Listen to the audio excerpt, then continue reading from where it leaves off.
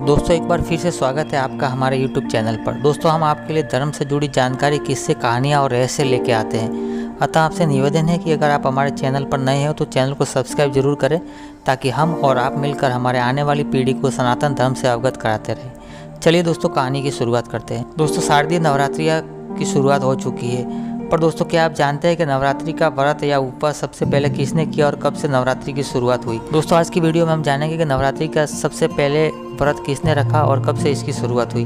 दोस्तों नवरात्रि के दौरान माता दुर्गा के 9 स्वरूपों की पूजा की जाती है। शक्ति स्वरूपा देवी दुर्गा को प्रसन्न करने के लिए साल में 4 बार नवरात्रि पड़ती है, जिनमें एक बार शारदीय और एक बार चैत्र नवरात्रि पड़ती है। इसके अलावा 2 बार गुप्त नवरात्रि पड़ती है।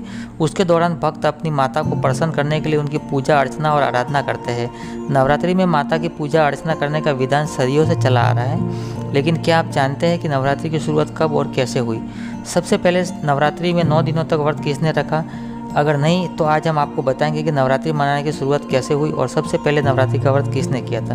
दोस्तों माँ दुर्गा स्वयं शक्ति स्वरूपा है और नवरात्रि में सभी भक्त आध्यात्मिक शक्ति और सुख समृद्धि की कामना के लिए इनकी उपासना करते हैं और व्रत रखते हैं।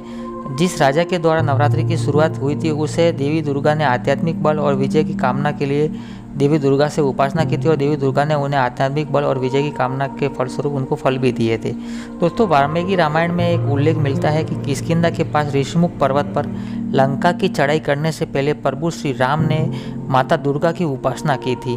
ब्रह्मा जी ने भगवान राम को देवी स्वरूपा माता दुर्गा चंडी देवी की पूजा करने की सलाह दी थी और ब्रह्मा जी की सलाह पाकर भगवान राम ने प्रतिपदा तिथि से लेकर नवमी तक चंडी देवी की उपासना और पाठ किया था।